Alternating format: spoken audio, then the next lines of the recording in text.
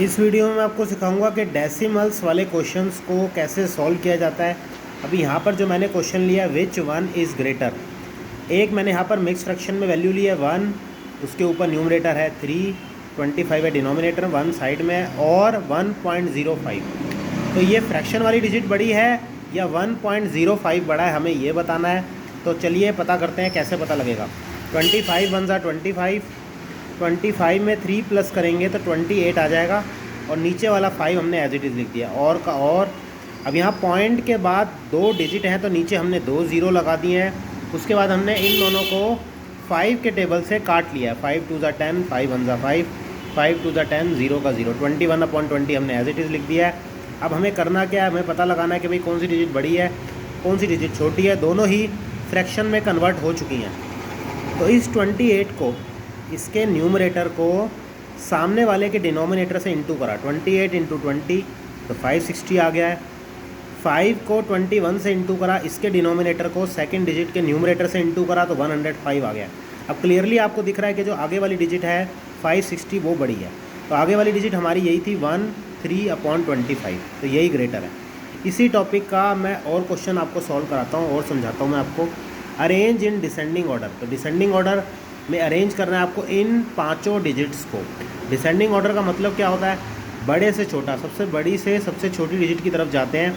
तो जब आप ध्यान से देखेंगे इन वैल्यूज़ को 344.72, 34.084, 300.8, 300.672, 385.22, तो सबसे बड़ा आपको क्लियरली दिख रहा है 385 सबसे बड़ी डिजिट है। तो उसके 385 को सबसे पहले लिख दिया सबसे बड़ा। उसके बाद क्या है 344। अब इसके बाद आप देखेंगे तो ये 34 है, ये 300 है, ये भी 300 है। तो इन दोनों 300.8 है और ये 300.672 है।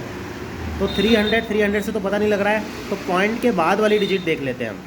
यहाँ 0.8 आ रहा है, यहाँ 0.672 आ रहा है, तो 0.8 बड़ा होगा।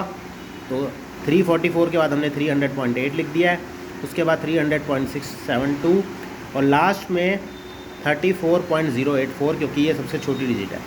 385, 344, 300.8, 300.672 और 34.084। तो ये हमारा डिसेंडिंग ऑर्डर में कन्वर्ट हो गया है।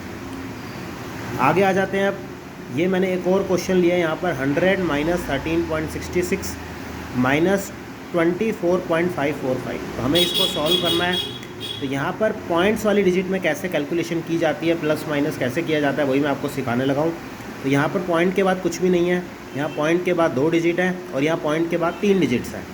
तो हमने सबसे पहले क्या करा, 100 के बाद भी पॉइंट के बाद हमने 3 ज़ीरो लगा लिए, 3 डिजिट्स लगा दिए ताकि ये लाइक टर्म्स कन्वर्ट हो जाए, लाइक टर्म्स में कन्वर्ट हो जाए। तो 100 के नीचे 13 लिख दिया। पॉइंट के नीचे पॉइंट लगाया जाता है जब भी डेसिमल वाले क्वेश्चंस को सॉल्व किया जाता है। और 6 यहाँ पर 2 डिजिट्स है पॉइंट के बाद, तो हमने अपनी तरफ से एक ज़ीरो लगा दिया है लाइक टर्म्स में कन्वर्ट करने के लिए। फिर हमने माइनस किया है, 0 में से 0 गया 0, 10 में से 6 गया 4। इसने इसको कैरी दिया था, तो 10 था यहाँ पर, क्योंकि इसने इससे कैरी लिया था।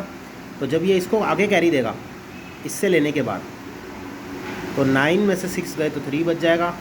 फिर यहाँ पर 9 में से 3 गए तो 6 बच जाएगा। इसने इसको कैरी दिया था तो 9 में से 1 गए तो 8 बच जाएगा। फिर हमने 24.545, 24 हमने लिख दिया, पॉइंट के नीचे पॉइंट लगाया, लाइक टर्म्स में हमने कन्वर्ट कर लिया था पहले ही ज़ीरो लगा के। फिर हमने नॉर्मल माइनस कर दिया, 10 में से 5 गया 5, इसने इसको कैरी दिया तो जब इसने इसको कैरी दिया तो यहाँ पर क्या हो जाएगा 13 में से 4 गए तो 9 आ जाएगा। फिर यहाँ पर क्या बचेगा 12 में से 5 गया तो 7, यहाँ क्या बचेगा 5 में से 4 गया तो 1। और जब इसने इसको आगे कैरी तो दिया नहीं है यहाँ पर, क्योंकि ये वाली डिजिट जो है 6 ये तो आगे कैरी पास कर रहा है, लेकिन ये जो 8 है ये आगे कैरी पास नहीं कर रहा है। तो 8 में से 2 गया तो 6 आ गया।